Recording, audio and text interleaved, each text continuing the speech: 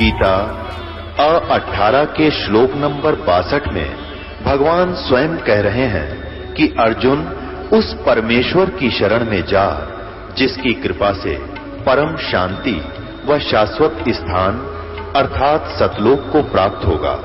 वो परमेश्वर कौन है, कहां है, कैसा है, जानने के लिए कृपया अवश्य सुनिए जगत गुरु तत्वदर्शी संत रामपाल जी महाराज के अमृत वचन। अपने आत्मा जैसे प्रधानमंत्री का कोई निकम्मा डले मार दे, प्रधानमंत्री कुछ ना कहे उनको, लेकिन पुलिस वाले उसकी बांह पकड़ के ऐसा संवारेंगे, याद रखेगा। तो इसी प्रकार कबीर साहब तो ये हमारे भगवान हैं, ये तो नहीं दुख देंगे, लेकिन काल फिर उनको बख्शा नहीं, क्योंकि इस डर से कि इस मालिक को इन्होंने ऐसे कैसे कह दिया, तो इसलिए ये सब खत्म हो जाएंगे। बेटा एक नियम है यहाँ का, अब तुम देख लो। लेकिन उस चोरी किए हुए धन को हम दान करेंगे, हम छुएंगे नहीं। बेटा इस नगरी को बसाना चाहते हो तो मांग लो। तो फिर मान गए वह। अच्छा माता जी, गुरु जी से बोल दिया महाराज सुबह भोजन करावाएंगे। अच्छा बेटा बस कोई बात ना, सुबह खा लेंगे, तब भूख सी भी ना रही।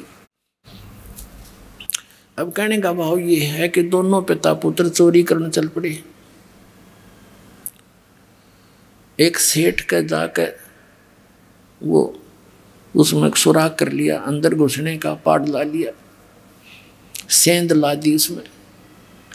अब लड़का कहने लगा पिताजी आप बाहर खड़े रहो, मैं जाऊंगा अंदर, और मैं पकड़ा भी गया तो लोग मुझे बालक करके छोड़ देंगे।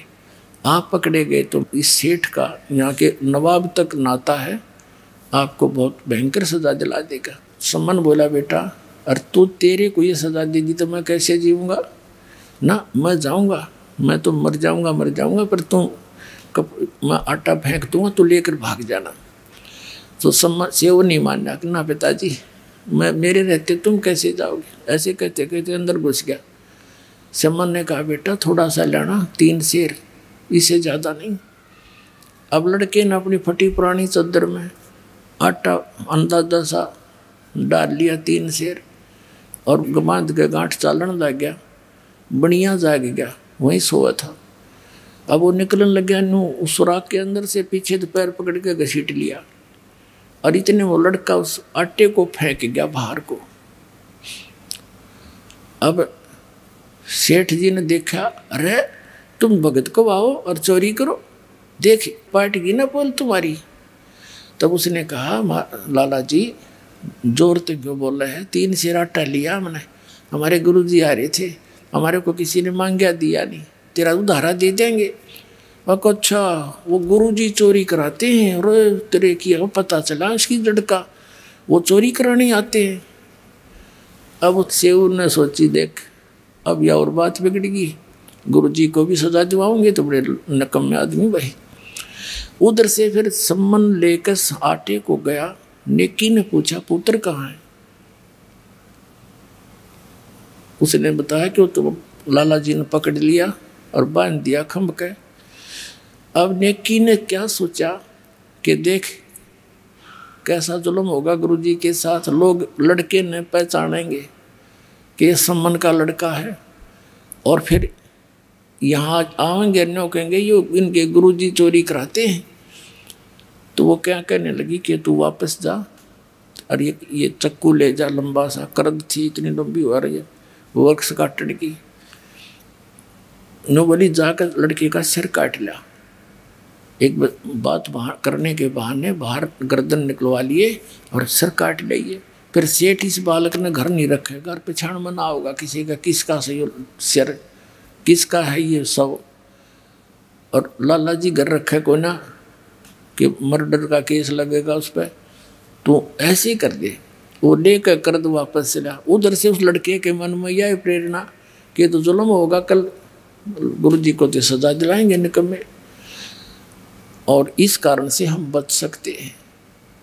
तब सम्मन आया और कहा सेऊ बेटा एक जरूरी बात है, तेरे कान में बताऊंगा, गर्दन बाहर निकाल ले एक बार लाला जी से प्रार्थना करके। अब सेऊ ने कहा लाला जी बाहर मेरा पिता खड़ा है, कोई जरूरी काम बताओ है। और मुझे एक बार बात कर लेने दे। सेठ बोला तू भाग जाएगा?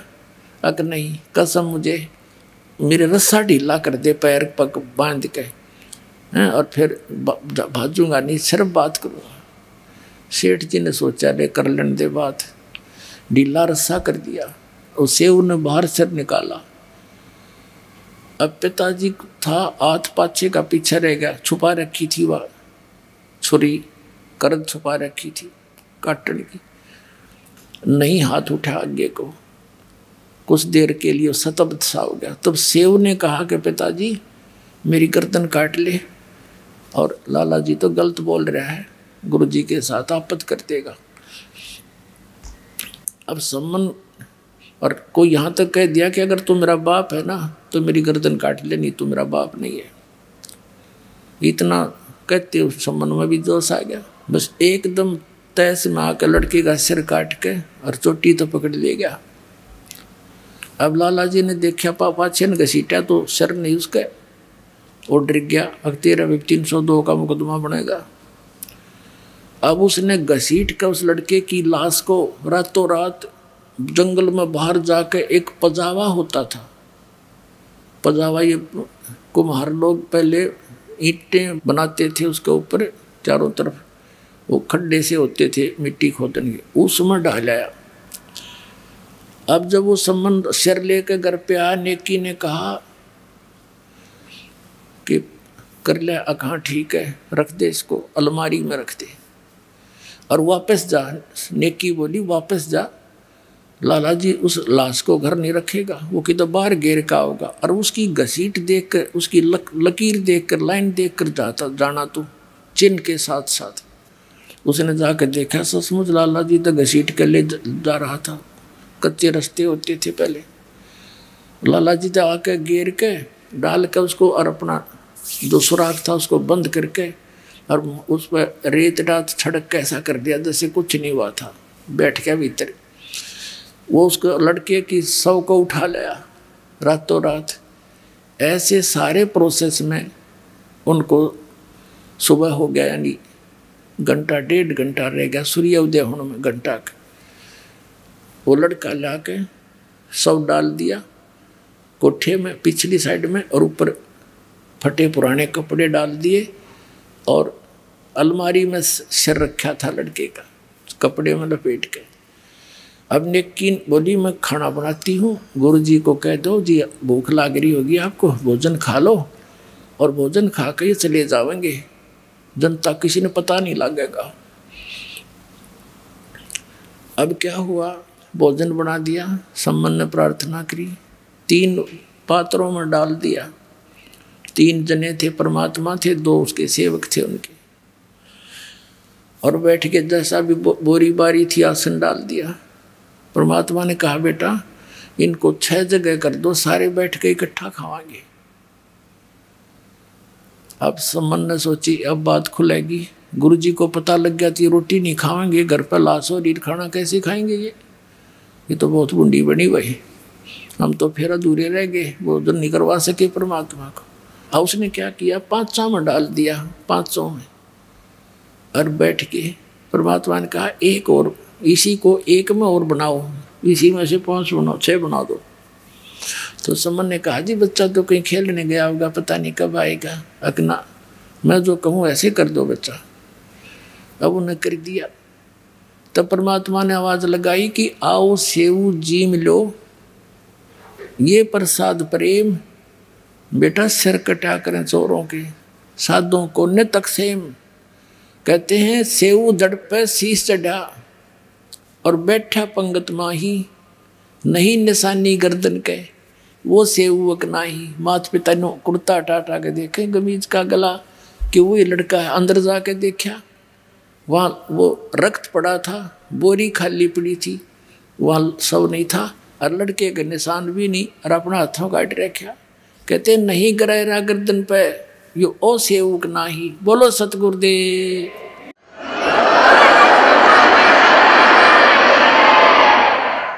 कहते हैं कबीर साहब, गरीबदास साहब जी लिखते हैं कि 56 भोग दिए धड़ी ने और करे सम्मन के ठाठ, 1 नंबर का सेठ बना दिया उसी जीवन में परमात्मा ने। कहते नुक्ते ऊपर रिझ जाएगा रे, करोड़ कर्म जल जा तुम्हारे। बोलो सतगुरुदेव।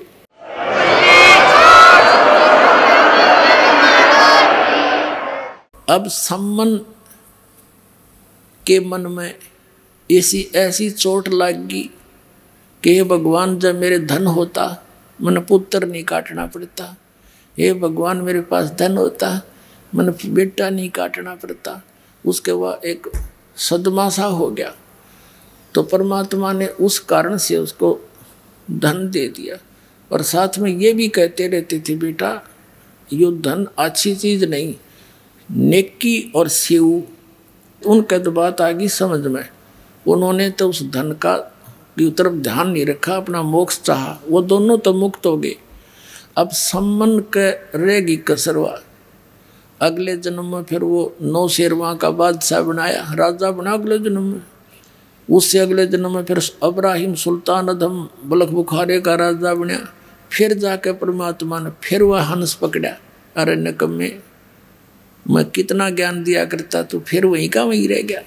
तो पुण्यात्माओं, इन सारी कथाओं को, ये कोई डूम बाट के गीत नहीं, ये परमात्मा के चरित्र हैं। इनको सुनने से भी पुण्य होता है, इनके अनुसार आचरण करने से लाभ होगा। अब हम आते हैं उस प्रसंग पे। तो वो प्रसंग बीच में आ गया था कि भगवान पर विश्वास करने से नुक्ते ऊपर रिझ जाएगा रे, करोड़ कर्म जल जाए तुम्हारे। इस जन्म में आपने सारा सुख भी देगा और मोक्ष भी देगा, पर इस माया को दुरुपयोग, इसके ऊपर आसक्त ना हो जाना, नया लेकर डूब जाएगी आपको। इसलिए कबीर साहब कहते, माया दासी संत की ओ भई दे आशीष, बिलसी और लातों छड़ी सुमर सुमर जगदीश। इसको अपना प्रयोग करे ढंग से। अब क्या बताते हैं, धर्मराय दरबार में देई कबीर तलाक, मेरे भूले चुके हंस को तू पकड़िए मत कजाक। कजाक ए निकम्मी आत्मा, ए निकम्मे, जैसे ने कहा ना बड़ा अफसर छोटे को, और खबरदार देते ने ऐसा कर दिया, तो कहता है जी सर, अगर नहीं जी ऐसा नहीं करूँगा। तो धर्मराज को, यहाँ के चीफ जस्टिस को, इस ब्रह्मांड के चीफ जस्टिस को कबीर परमात्मा ऐसे डांट लगा रहे। और वो क्या कह रहा है, बोले पुरुष कबीर से धर्मराय कर जोड़े, तुमरे हंस को पकड़ो नहीं मुझे दुआ ही लाख करोड़े। आपके हंस ने नहीं पकड़ो दाता। फिर क्या बताता है कि जिन्होंने आपकी शरण में आने से पहले जो पाप इकट्ठे कर रखे हैं, ये परमात्मा उनके आधार से तो मैंने उनको दंडित करना पड़ेगा, मेरा विधान है। तब परमात्मा ने कहा था, कर्म भरम ब्रह्मांड के मैं पल में करहूँ से, जिन हमारी दो ही दई सो करो हमारे पैसे। मेरे हंस का तू लेखा जोखा मत कर देना। जिसने तेरे उनके जो पहले किए हुए पाप हैं 1 मिनट में हम सब नाश कर दूंगा, खत्म कर दूंगा, कैंसिल कर दूंगा। कहते हैं जब ही सतनाम हृदय धरो भयो पाप को नाश, जैसे चिंगारी अग्नि की भाई पड़े पुराने घास। लाखों टन घास पड़ा उसका, एक माचिस की सीख जला कर लगा दो, सारे को फूक कर राख बना देगी, चलेगी आंधी तूफान, साफ हो जाएगा, समाप्त हो जाएंगे। तो परमात्मा कहते हैं मेरे हंस के जो पहले के कर्म हैं तेरे अकाउंट से मैं खत्म कर दूंगा। क्या बताते हैं, शिव मंडल ब्रह्मापुरी चाहे विष्णु लोक में हो, हमरे गुण भूले नहीं तो आन छुटाऊं तो। अपना आत्माओं आप धीरे धीरे समझ जाओगे। अभी तो बच्चे हो, कोई पहली कक्षा का है, कोई दूसरी कक्षा का, किसी ने आज प्रवेश ही पाया है। और जो पुराने हो गए उनके तो हृदय में दास जो वचन बोलता सारी 100% सत्य सिद्ध होते हैं, स्वीकार्य होते हैं, आपको भी हो जाएंगे। यो ज्ञान आज तक आपने सुना है को नहीं है, पूरे विश्व में ज्ञान नहीं। अब क्या है, ये है वो प्राइम टाइम मोक्ष का और भक्ति यथार्थ कराने का। आपकी अब परमात्मा के बच्चों से परमात्मा ने अब भक्ति करानी है। पूरे विश्व के प्राणी जो मनुष्य शरीर धारण करते रहेंगे उनको ये सतनाम मिलता रहेगा। और इसी से मोक्ष होना था, ये अभी तक छुपा रखा था। ये सतनाम आज तक इस दास के अतिरिक्त या उन महापुरुषों के अतिरिक्त जिन्होंने सीधे भगवान मिले थे उनको दिया था सतनाम, जाप भी दिया था, सारनाम भी बताया था, लेकिन उनको आगे देने को मना कर दिया था, किसी को जिक्र भी नहीं करना। धर्मदास मेरी लाख दुहाई, ये सार शब्द की दबार न जाई, सार शब्द बार जो पढ़ी या बिचली पीढ़ी हंसनी तरही। ये बिचली पीढ़ी आ गई, प्रथम पीढ़ी थी जो परमात्मा आए थे 600 वर्ष पहले, और ये बिचली पीढ़ी अब हजारों वर्ष चलेगा ये सतमार्ग, और पूरे विश्व में सतयुग जैसा माहौल बनेगा। इस माया की दौड़ से वापस हटेंगे, प्यार से रहा करेंगे, सबको पता चल जाएगा हम कहाँ बैठे हैं और क्या इकट्ठा कर रहे हैं।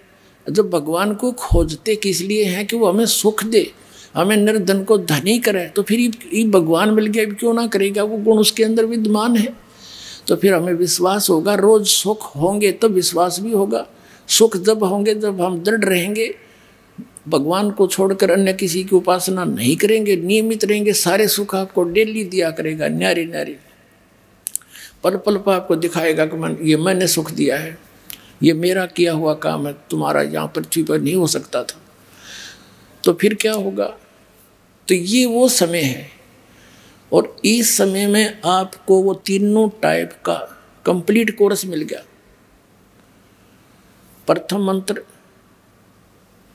फिर वो सतनाम 2 अक्षर का, फिर सार शब्द, वो सार नाम बाद में दिया जाएगा आपको जब आप योग्य हो जाओगे। अब तो दास इसलिए थोड़ा सा समय अधिक ले रहा है इस सार नाम के देने में कि कुछ ऐसा ना हो जाए कि एक आधा दुष्ट व्यक्ति इस प्रारंभ में 1-2 यहाँ से छोड़ गया, तीनों नाम ले गया, और फिर वो एक कहीं आप ना देने लग जाए, तो अधिकारी तो है ही नहीं। इसलिए थोड़ा सा डिले कर रखा था कि इनको पूरा विश्वास हो जाए, धीरे धीरे 2-3-4 वर्ष के बाद देता हूँ। आने वाले समय में जब पूरे विश्व में एक रस हो जाएंगे, अब जैसे 4 महीने के बाद सतनाम दिया जाता है, और फिर 1 वर्ष के बाद आपको सारनाम दे दिया करेंगे, और पहले भी समय रख दिया जाएगा। तो इस प्रकार ये बहुत सारा काम सुचारू और सुनियोजित तरीके से परमात्मा करे।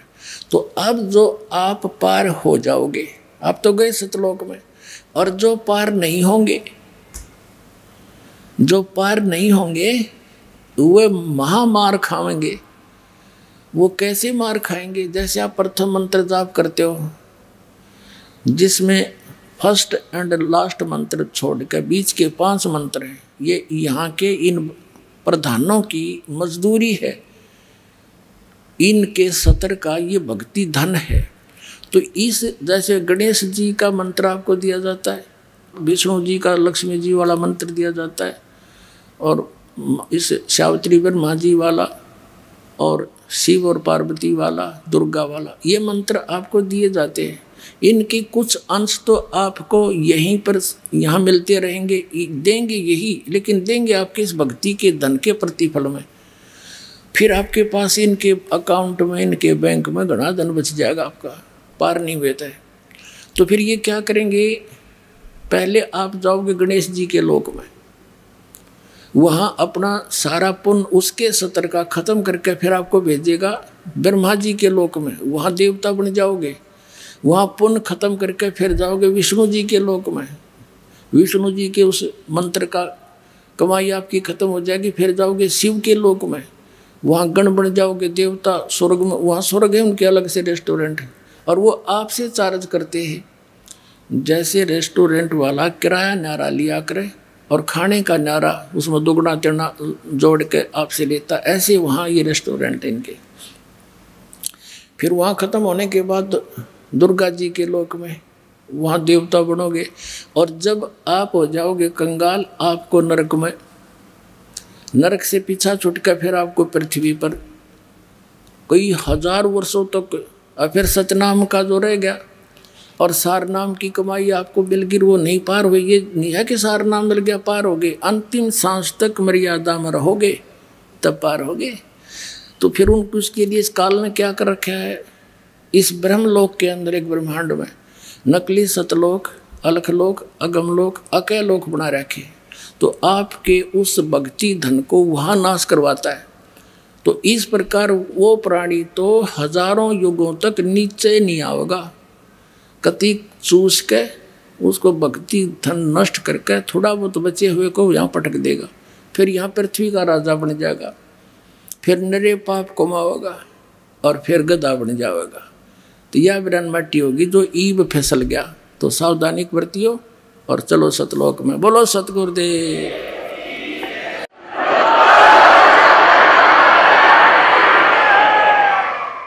अब कबीर साहब कहते हैं कि शिव मंडल ब्रह्मापुरी चाहे विष्णु लोक में हो, हमरे गुण भूले नहीं तो आन छुटाऊं। तो जैसे गलती से कोई रह गया और वहां जाकर उसका याद आ गया कि हम तो गलत कराए, गुरुजी बताया करते थे, या तो हमारी पूंजी धन नष्ट होगी।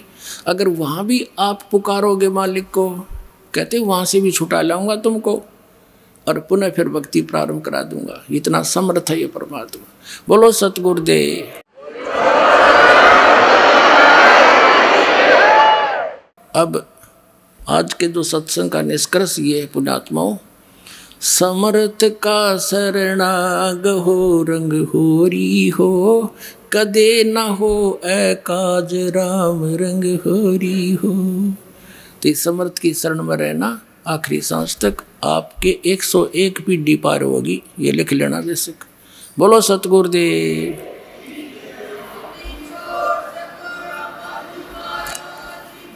परम पिता परमात्मा पूर्ण ब्रह्म सारी सृष्टि के रचनहार सत्य पुरुष कबीर परमेश्वर जी की असीम रजा से आप सभी पुण्यात्माएं परमात्मा की ये अमर कथा सुनने के लिए उपस्थित हुए। पुण्यात्माओं, लाल की कीमत को पारखी ही जान सकता है, जोरी ही जानता है। लाल को स्वयं पता नहीं होता उस कितनी कीमत का है। आप उन परमात्मा के उन लालों में से हैं जिनके विषय में बताया है कि लखबर सूरा जूझ ही लखबर सावत दे, लखबर यति जिहान में तब कहीं सतगुरु शरणा ले। युगों युगों के आप इतने पुण्यकर्मी प्राणी हैं, ना जाने कितनी बार ऐसे महान कर्म किए हैं आपने, जनता के अंदर आप बहुत घने प्रसिद्ध हुए, क्योंकि जो नेक आत्माएं होती हैं वही शुभ कर्म किया करते हैं, परमार्थ में शीश दिया करते हैं। लखबर सूरा जूझ ही, सूरवीर व्यक्ति वो इतना पुण्यकर्मी प्राणी होता है, पिछले पुण्यों के आधार से ही प्राणी अपने प्रत्येक धर्म कर्म पर दृढ़ रह सकता है। जो सूरवीर व्यक्ति होता है वो अधर्म करता नहीं, अधर्म सहन भी नहीं करता और अत्याचार अन्याय के विरुद्ध वो अपना शरीर भी न्योछावर कर देता है संघर्ष करते करते। तो वो पुण्यकर्मी प्राणी ही ऐसे कर्म किया करते हैं। लखबर सूरा जूझ ही, सूरवीर व्यक्ति युद्ध के अंदर बैक नहीं हुआ करता, लेकिन वो युद्ध बकवादों में नहीं करता। सिर के ऊपर से पानी चला जाता है तब ही वो कोई ऐसा स्टेप उठाया करता है। फिर बताते हैं कि लखबर सूरा जूझ ही, लखबर सावत दे। अब तो पृथ्वी पर शायद ही कोई व्यक्ति हो, क्योंकि कलयुग का ये बहुत खराब समय चल रहा है। इसमें ऐसे व्यक्तियों का जन्म शायद ही हो। पहले बहुत होते थे। जिस व्यक्ति के दोनों हाथ घुटनों से नीचे तक लंबे हों या एक हाथ हो, उनको सावत बोला करते थे। वो बहुत पुण्यकर्मी प्राणी होते हैं और वो भी बहुत धार्मिक होते हैं, सहनशील होते हैं, कभी किसी को कष्ट नहीं देते और राज्य पद पर भी प्राप्त हो जाते हैं तो भी वो जनता को अपने बच्चों की तरह रखा करते हैं। फिर लखबर यति जहान में, यति जैसे हनुमान जैसे यति, ये सुखदेव जैसे यति यानी अपने आजीवन ब्रह्मचारी रहे, जैसे यति पुरुष में भी यही गुण होते हैं। जैसे हनुमान जी थे, यति पुरुष थे, उनके अंदर स्वार्थ नहीं होता, परमार्थ में ही वो अपना सब जीवन व्यतीत करते हैं। श्री रामचंद्र जी का उसका कोई रिश्तेदारी नहीं थी। उन्होंने देखा भी एक आदमी जंगल में है, इसकी पत्नी ठाली, नालायक ने किसने ठाई, पहले तो उसकी खोज करी, फिर उसकी देही तोड़ी और बगैर किसी स्वार्थ के उनके साथ रहे। तो यहाँ बताते हैं कि लखबर सूरा जूझ ही, लखबर सावत दे, लखबर यति जहान में। ऐसा परमार्थी व्यक्ति लाखों बार रहा हो तब सतगुरु शरणा ले। आप उन पुण्यकर्मी प्राणियों में से हैं कि परमात्मा ने आपको शरण में ले लिया। अब आप क्या हो गए उसकी भी बताते हैं। गोरख से ज्ञानी घने, सुखदेव यति जहान, सीता सी बहु भारिया, संत दूर अस्थान। अब परमात्मा की शरण में आने से आपकी कितनी वैल्यू होगी। कहते हैं गोरखनाथ जी सिद्ध पुरुष थे और उसने इस काल की साधना करके इतनी सिद्धि प्राप्त कर ली थी। एक बार उसने एक पहाड़ी को अपने वचन से सोना बना दिया था, पत्थर को, और भी कई ऐसी जंतर मंत्र करके बहुत बड़े प्रसिद्ध हो गए थे।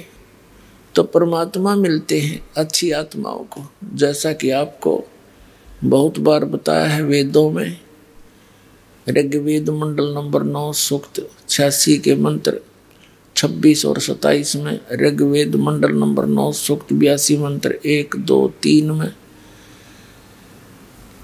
और भी अनेकों स्थानों पर ये परमात्मा की लीला में लिखा है कि वो ऐसे लीला करता है। सतलोक में रहता है, ऊपर तेजों में, सतलोक पर, वो तेजों में जो सतलोक है वो भी सौ प्रकाशित है, जैसे हीरे और मणि अपने आप प्रकाशित होते हैं।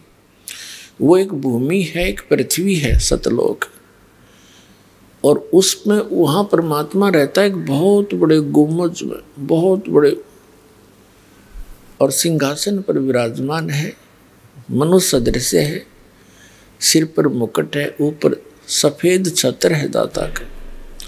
वो कबीर परमात्मा जिसको सतपुरुष भी कहते हैं, सतपुरुष, अमर पुरुष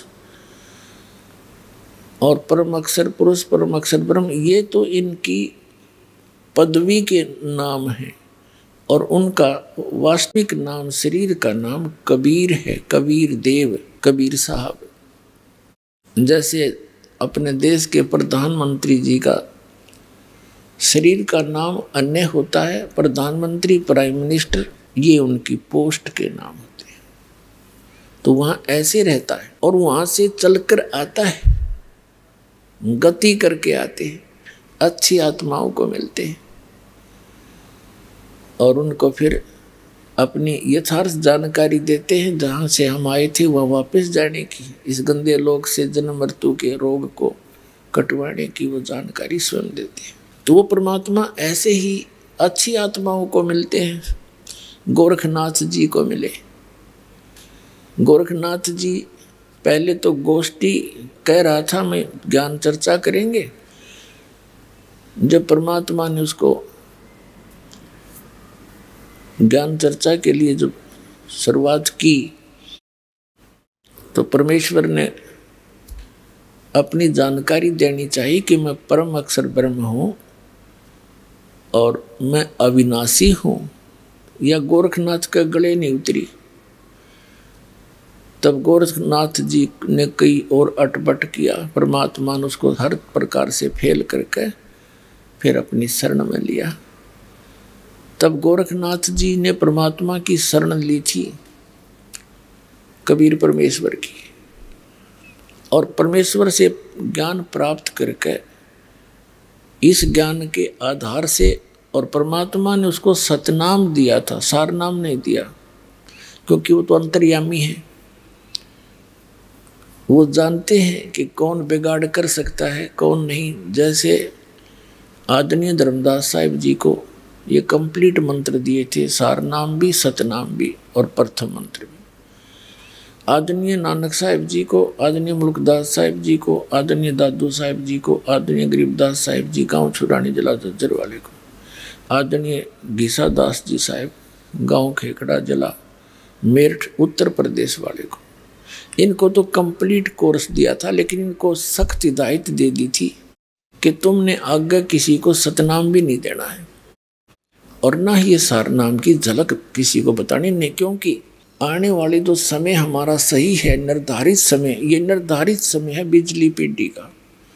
इस समय तक इन सभी मंत्रों को और इस यथार्थ ज्ञान को गुप्त रखना था।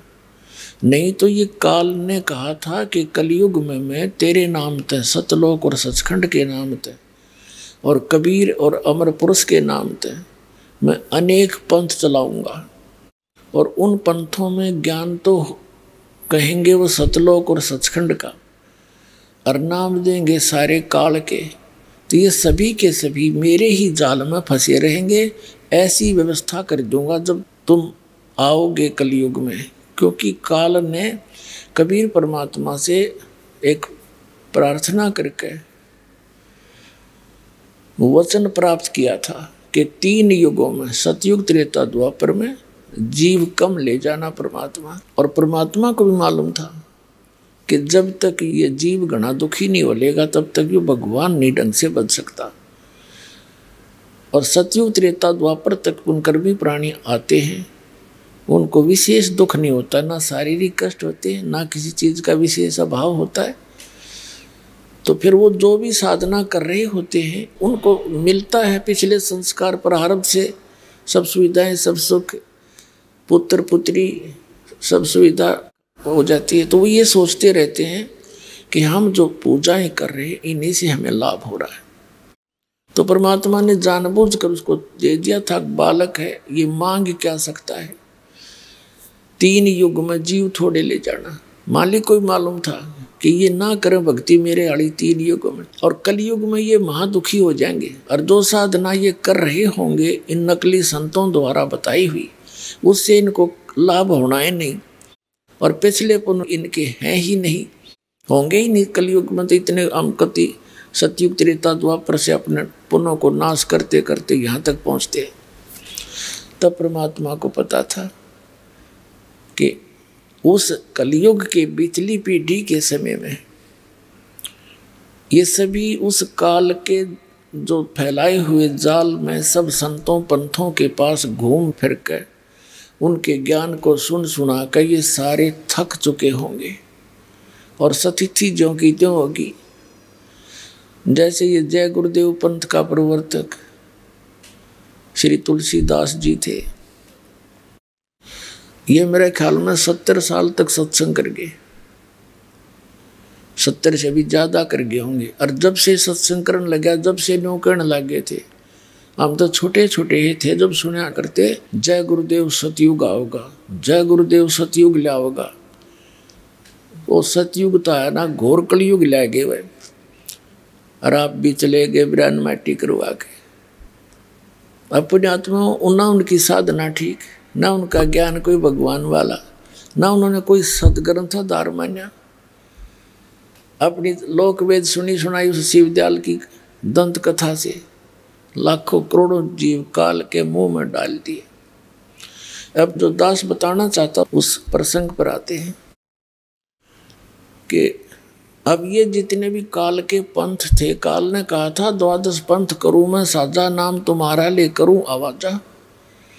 जब परमात्मा ने यस कर दी कि ठीक है 3 युगों में जीव ले जाऊंगा थोड़े, और चौथे युग में कलयुग में जब आओगा तब मैं अपने हंसों को ले जाऊंगा। तब उसने ये एक प्रार्थना और करी थी इस काल भगवान ने कि भगवान आप जबरदस्ती ना करना, बलपूर्वक ना ले जाना, अपनी शरण में बलपूर्वक ना लेना, आप अपना ज्ञान देना, आपके ज्ञान को स्वीकार करे, आपकी साधना करे, आपका हमारी साधना करे, वो हमारा वो मेरा ही रहे। परमात्मा को भी पता था कि जब तक ये मेरा ज्ञान और मेरी भक्ति नहीं करेंगे तो मेरे होंगे कहाँ से। तो ये यस कर दी थी दाता। तब एकदम तेवर बदल गया और लगा कहने के परमात्मा कबीर जी अपने ही पुत्र जोगजीत के रूप में आए हुए थे। तो कहा था इस काल ने कि जाइयो जोगजीत संसारा, वैसे चला जाइए संसार में जाकर। कबीर साहब ने कहा था कि मैं इस उद्देश्य से आया हूँ अपने पुत्र जोगजीत के रूप में कि पिता ने भेजा हूँ, और मैं इस उद्देश्य से आया हूँ नीचे जाकर बताऊंगा कि तू काल है और तू भगवान नहीं है, और तूने अपने आप को भगवान सिद्ध कर लिया। मूला माया मग में बैठी हंसा चुन चुन खाई, ये जोत स्वरूपी कहे निरंजन में ही करता भाई। एक न करता दो ना करता नौ ठहराए भाई, और 10वां भी धुंधर में मिल जा सत कबीर दुहाई। तब परमात्मा ने कहा था कि मैं नीचे जाके बताऊंगा और सबको यथार्थ ज्ञान कराऊंगा कि परमात्मा कोई और है, उसकी ये साधना है, ये ज्ञान है। उनको सतनाम दूंगा, सार नाम दूंगा, और तेरे काल के जाल से निकाल कर सतलोक वापस ले जाएंगे। तब उसको दुख हो गया इस बात का, कहने लगा जब तुम्हारा समय आओगा ना कलयुग का, इनको ऐसा कर दूंगा, भक्ति योग नहीं छोड़ूंगा। अब जैसे आदि शंकराचार्य जी के बाद पवित्र हिंदू धर्म में मूर्ति पूजा और श्री राम और श्री कृष्ण की भक्ति चरम सीमा पर करवा दी। कित मंदिर बनवा के, कित तीर्थ बनवा के, कित केदारनाथ बनवा के इस काल ने कति विघ्न तार दिया। तो क्या कहा था कि 12 पंथ करूं मैं साजा, और नाम तुम्हारा ले करूं आवाजा। 12 पंथ नाम जो ले ही मेरे मुख में आन समोही, या और अनेक पंथ चलाऊं, या विद जीवों को भरमाऊं। जाओ जोग जीत संसारा, जीव न माने कहा तुम्हारा। जीव तुम्हारा कहा न माने, और हमरी ओढ़ हो बाद बखाने। अब परमात्मा ने कहा था कि ठीक है, वो आन दे कलयुग का बिजली पीढ़ी का समय, तब मैं अपना एक दास भेजूंगा। परमात्मा ने कहा था जब बिजली पीढ़ी का समय आएगा और 5500 वर्ष कलयुग बीत जाएगा, तब मैं अपना एक अंश बेचूंगा, और फिर वो पूरा ज्ञान समझावेगा। और उस समय तक मालिक को मालूम था कि ये काल के द्वारा प्रेरित जितने भी संत और पंथ हैं ये चरम सीमा पर होंगे। इनके द्वारा दिए गए ज्ञान और भक्ति विधि की पुस्तकें बन चुकी होंगी, और जब मेरा दास जावेगा इनकी सब की पोल खोल देगा, सदग्रंथों से मिलावेगा, और इनके थैलों के झाड़े ले लेकर खोल खोल के दिखाओगा, देख भाई इसमें ये माल है।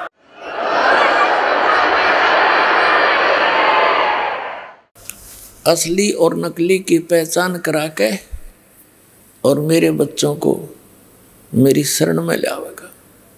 तो वो समय ईब आ गया तो जैसे गोरखनाथ जी को पता था कि यू कड़ी बिगाड़ेगा, उसको केवल सतनाम दिया था, वो 2 अक्षर का, सार नाम नहीं दिया।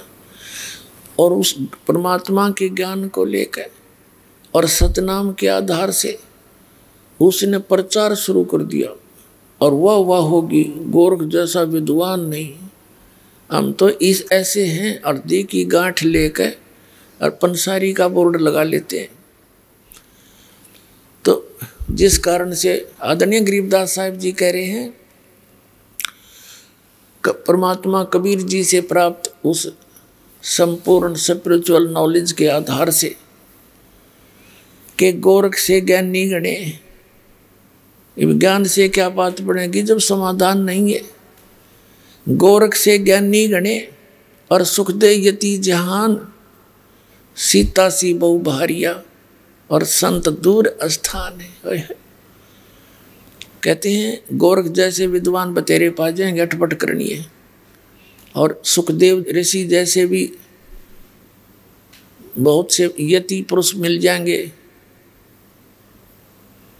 और सीता जैसी पतिव्रता पत्नियों की भी कमी नहीं है संसार में, लेकिन कमी है तो संत की कमी है। कहते हैं गोरख से ज्ञानी गणे और सुख दे यति जहान और सीता सी बहु भारिया और संत दूर स्थान, यानी संत भक्ति मार्ग में ये बहुत दूर घर है जो, तो आप वो भक्त वो संत बन गए। संत सोए जो सीधा चाले, यानी मार्ग भी सीधा हो, बकवाद भी छोड़ दे। तो ये जो आप आज इस परमात्मा की शरण में आए हो, इससे पहले तो आप कैसे थे? लखबर सूरा जूझ ही लखबर सामत दे,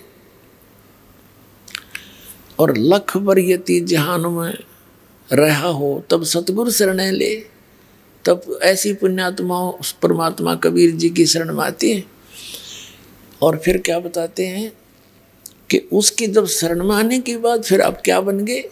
गोरख से ज्ञानी गणे, सुख दे यति जहान और सीता सी बहु भारिया, संत दूर स्थान। आप उन संतों में से हो गए जो पूर्ण रूप से कंप्लीट कोर्स प्राप्त हो गया।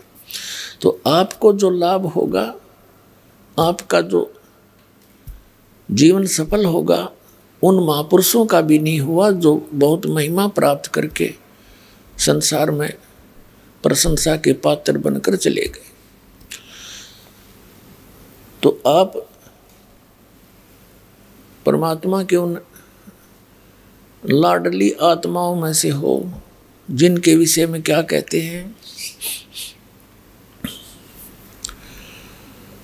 जिनके विषय में कहते हैं परमात्मा,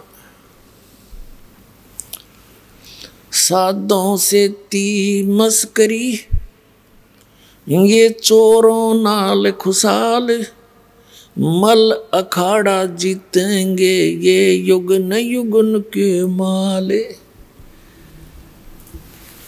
कहते हैं हम जो सही मार्ग बताते हैं संत भक्त, उनके साथ तो ये जनता भोली भाली मजाक करती है, मस्करी करती है।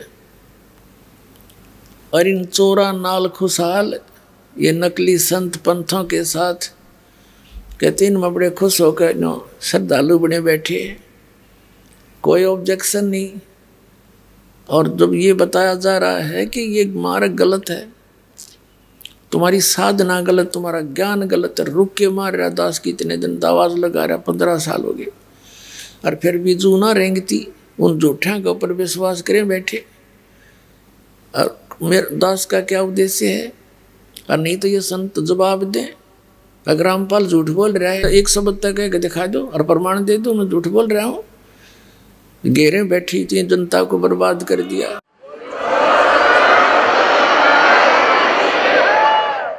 और क्या कहते हैं कि साधों से ती मस्करी और इन चोरा नाल खुशाल, मल अखाड़ा जीतेंगे ये युगन युगन के माल। आप कोई आज के नहीं लग रहे, असंख्य युगों से आप भक्ति की प्रेरणा में कहीं ना कहीं भटक रहे हो, परमात्मा आते हैं, चारों युगों में आते हैं। चारों युग में संत पुकारे, कूक कहा हम हेल रे, हीरे माणिक मोती बरसेंगे जग चुगता ढेल रे। परमात्मा कबीर जी बताते हैं कि हम चारों युगों में आए। सतयुग में सत सुकृत कह टेरा, त्रेता नाम मुनींद्र मेरा, द्वापर में करुणा में कहाया, कलयुग नाम कबीर धराया। चारों युग में संत पुकारे, यानी जिन पुण्यात्माओं को परमात्मा कबीर जी परमेश्वर सतपुरुष आकर मिले, उन्होंने फिर उस परमात्मा के ज्ञान का जन जन तक कोशिश की पहुंचा दूं। जैसे आदरणीय नानक साहिब जी को स्वयं परमात्मा सतपुरुष आकर के बेई नदी से लेकर गए सचखंड, 3 दिन तक उनको अदृश्य कर दिया, गुप्त कर दिया उनके शरीर को, और सब लोगों से सब सतिथि से परिचित कराकर वापस छोड़ा। आंखों देख कर परमात्मा की महिमा को, ऊपर के नज़ारे को, और गरीबदास साहिब जी को भी ऐसे लेकर गए थे। तो इन महापुरुषों ने फिर वापस आकर सत संसार में सब लोक लाज सब मर्यादाएं तोड़ दी, क्योंकि ये दृढ़ भक्त होते हैं और इनको कंप्लीट कोर्स दिया था। इन्होंने कभी किसी, परमात्मा ने कहा था भी जिक्र नहीं करना, इन्होंने किसी को छींट भी नहीं लगने दी उस माल्य के 3 मंत्रों की, क्योंकि अगर वो पहले बता जाते थे या बात बिगड़ जाती। ये काल के दूत यही नाम देते पाते गुरु ग्रंथ साहिब मत नोट करके हैं, और ये अधिकारी थे नहीं। अधिकारी तो दास भेजा मालिक ने बना के कलयुग में।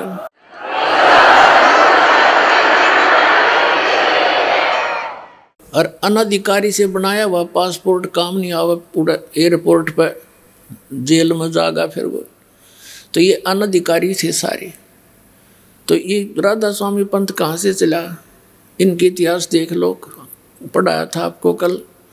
शिवदयाल जी जो थे राधा स्वामी पंथ के प्रवर्तक हैं, और ये पंजाब के रहने वाले थे, आगरा में रहने लगे। गुरु ग्रंथ साहिब को पढ़ा करते, कबीर साहिब की वाणी पढ़ा करता। जैसे भी इसने समझ मत आई, कोई नाटपट करके यो इतना बखेड़ा पैदा कर गया।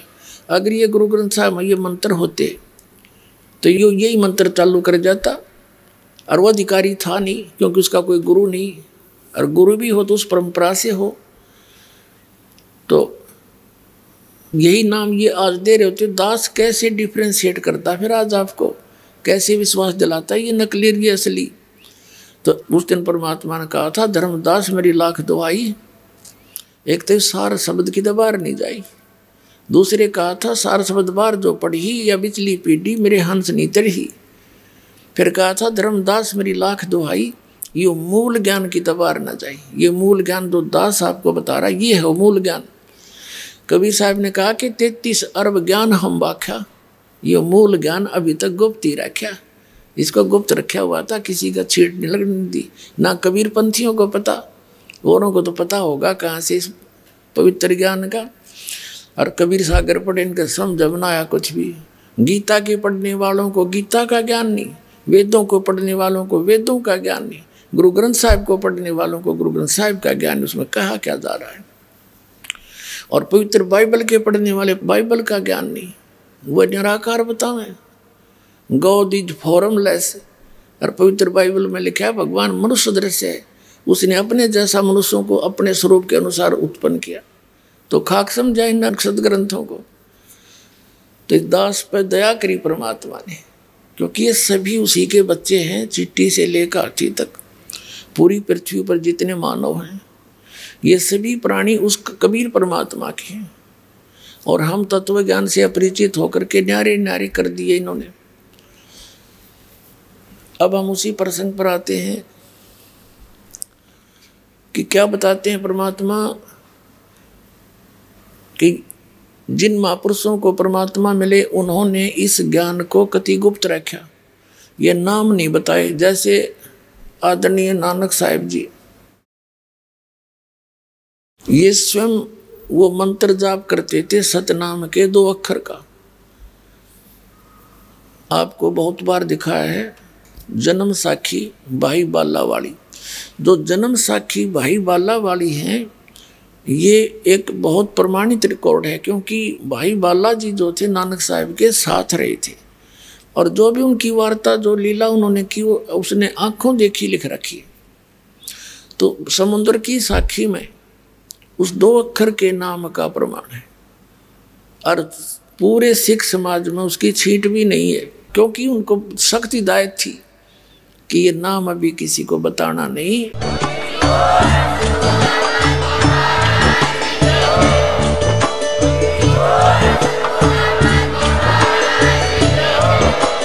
आप सुन रहे थे जगत गुरु तत्वदर्शी संत रामपाल जी महाराज जी के मंगल प्रवचन। अधिक जानकारी के लिए विजिट कीजिए हमारी वेबसाइट www.jagatgururampalji.org। संत रामपाल जी महाराज जी के शुभ आशीर्वाद से पूरे विश्व भर में 500 से भी ज्यादा नाम दीक्षा केंद्र हैं, जिन पर संत रामपाल जी महाराज जी द्वारा ऑनलाइन निशुल्क नाम दीक्षा दी जा रही है। अपने नजदीकी नाम दीक्षा केंद्र का पता करने के लिए संपर्क करें 8222880541।